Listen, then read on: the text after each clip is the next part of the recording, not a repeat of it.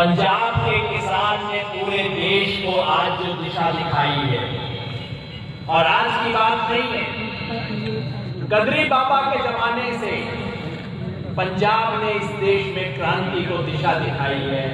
और आज फिर इन 3 काले कानूनों का विरोध करने के लिए जो हिम्मत, जो जज्बा, जो जोश पंजाब के किसान ने दिखाया है, उसने पूरे देश के किसान को हिम्मत दी है।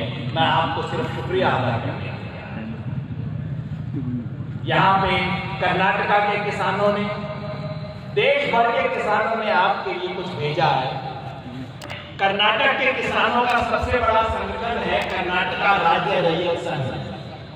वो लोग हरे रंग का शॉल पहनते हैं, उन्होंने आपके लिए हरे रंग का शॉल भेजा है। मैं बहन जी को भेंट करना चाहता हूं। खड़े कर।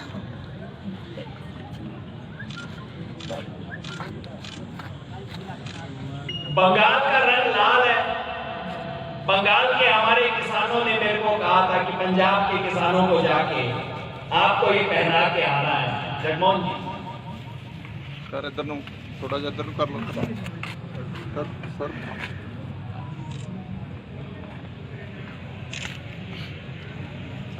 महाराष्ट्र के किसानों के बारे में बड़ी अफवाह फैलाई, झूठ फैलाया इन्होंने कि जी महाराष्ट्र का किसान तो सरकार के तीनों कानूनों के सपोर्ट में खड़ा है।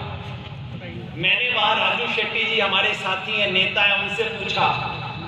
उन्होंने कहा भाई मैंने इसके स्टेटमेंट नहीं दिया, मेरे को कोरोना हो गया था, मैं घर के अंदर था, मैं इनके कानूनों को जलाऊंगा। और आज उसने सुबह सब कानूनों को जलाया और मेरे से कहा कि मैं एक मिट्टी का कलश महाराष्ट्र के किसानों की तरफ से पंजाब के किसानों को भेंट करूं।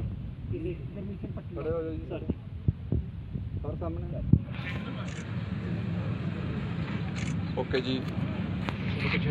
और हमारे हरियाणा के किसानों के पास देने को क्या है, हम तो पड़ोसी हैं। मेरे इलाके में बाजरा होता है, तो बाजरे की सिक्के में लेके आया आपको देने के लिए। हाँ जी सर। बंद कर ला। ओके जी। कई नौजवान भी हैं, मैं क्रिकेट की भाषा में बता देता हूं। पंजाब के किसानों ने पहले ही ओवर में जो 1 विकेट निकाल के दिखा दिया है, वो अकाली कहते हैं हमने बलिदान कर दिया। मैंने कहा कैसा बलिदान कर दिया? पंजाब के किसान ने अपने जोश से, अपनी हिम्मत से तुम्हें कुर्सी से खींच के नीचे उतार दिया है। ये सच्चाई है। तो पंजाब के किसान ने जिस तरह से पहला विकेट निकाल के दिखाया है, आपसे हिम्मत देते हुए अब हरियाणा का किसान भी दूसरी विकेट निकालने की सोच रहा है।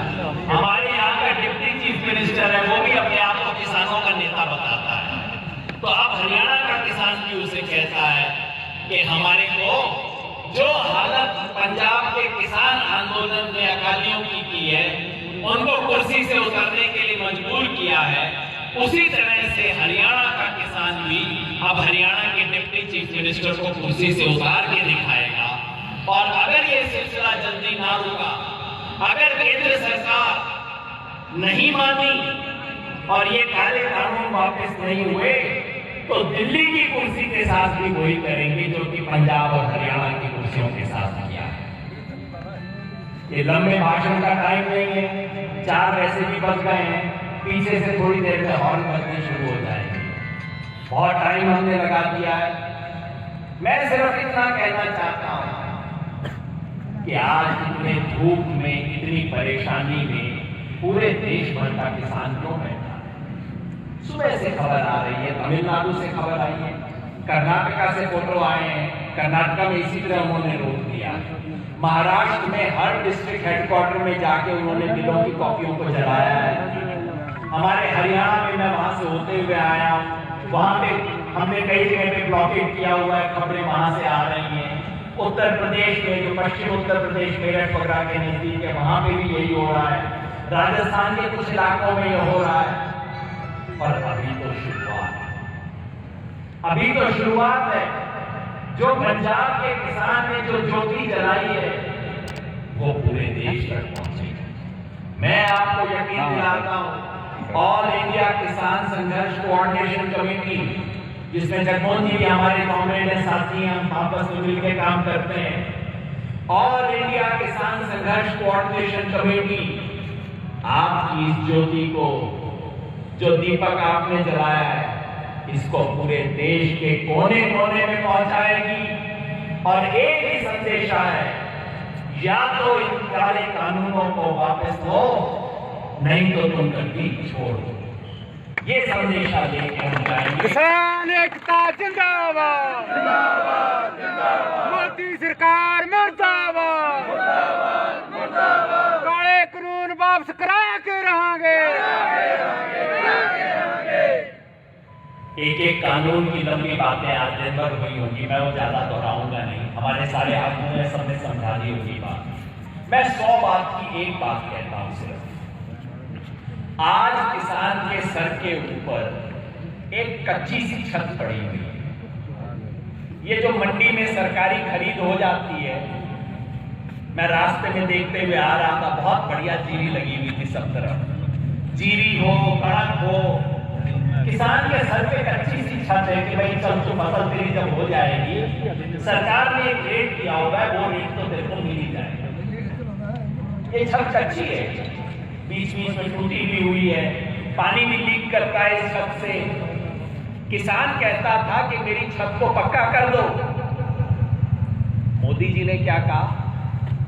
मोदी जी ने कहा तेरी छत बड़ी कच्ची है, लीक कर रही है, मैं तेरी छत ही हटा दिया, तेरी छत ही खत्म कर देते हैं, अब तेरे को खुला आसमान दिखाई देगा।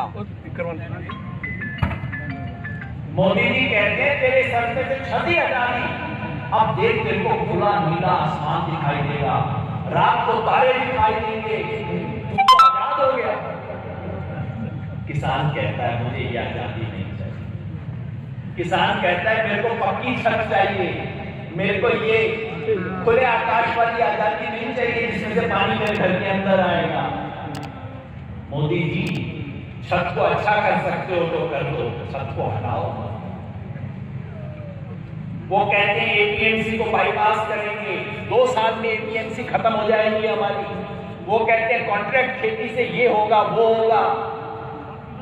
किसान कहता है चलो जी, आप ऐसा करो मोदी जी, अगर आपकी नीयत ठीक है, रोज मोदी जी कहते हैं चिंता ना करो, एमएसपी मिल जाएगी, चिंता ना करो, एपीएमसी को कुछ नहीं होगा।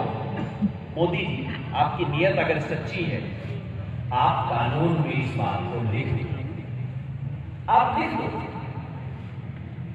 कि इस देश मंडी सरकारी होगी प्राइवेट होगी, ना सरकारी मंडी में ना प्राइवेट मंडी में सरकारी रेट से नीचे का कोई सौदा नहीं होगा।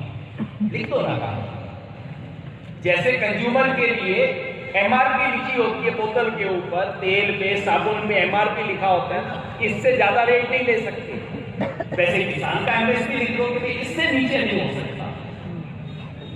अच्छा, मेरे मन की बात नहीं है।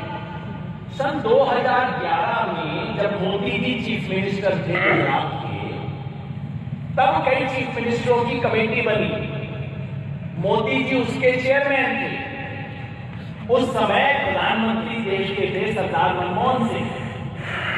तो नरेंद्र मोदी जी चीफ मिनिस्टर ने प्रधानमंत्री सरदार मनमोहन सिंह को सिफारिश की। सिफारिश क्या लिखित में है? सिफारिश ये थी कि प्रधानमंत्री जी, आप एमएसपी को, न्यूनतम समर्थन मूल्य को, जो सरकारी रेट है कणक का, जीरी का, 23 चीजों का डिक्लेयर करते हैं, आप इसको किसान का कानूनी हक बना दो। मैं नहीं कह रहा, मोदी जी ने 2011 में ये बात सरदार मनमोहन सिंह को कही थी।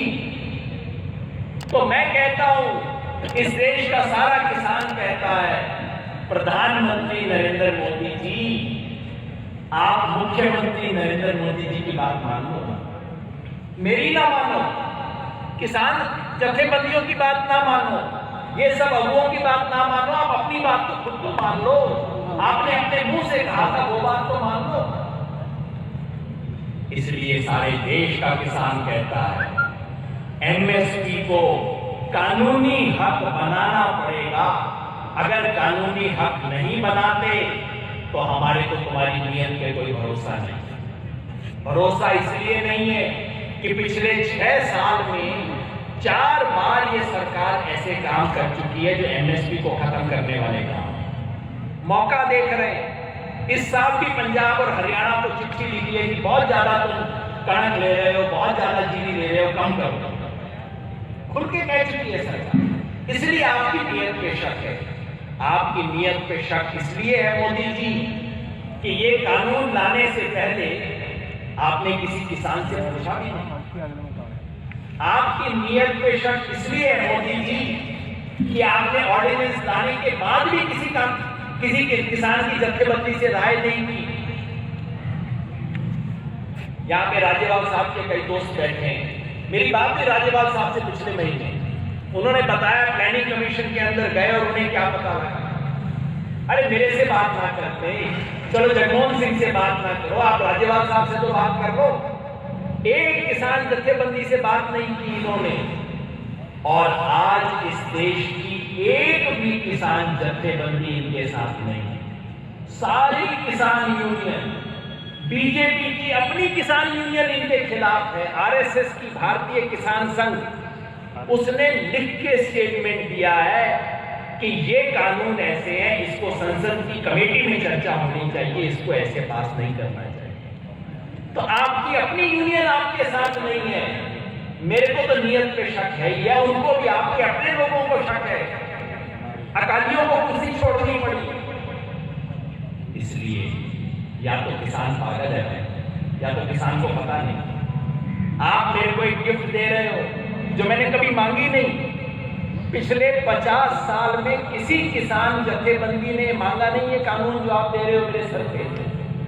ना हमने मांगा, ना हमारे से राय हुई, ना हम इसके साथ, और जबरदस्ती आप मेरे को जो दे रहे हो ये मुझे नहीं चाहिए। तो बस सिर्फ एक ही बात कहूंगा, आपने इस देश में किसान में क्रांति की चिंगारी जो पंजाब के किसान ने पैदा की है, वो चिंगारी पूरे देश में आज फैल चुकी है। पर अभी तो शुरुआत है, ये बाकी देश में जाएगी, बहुत बड़ा आंदोलन होगा।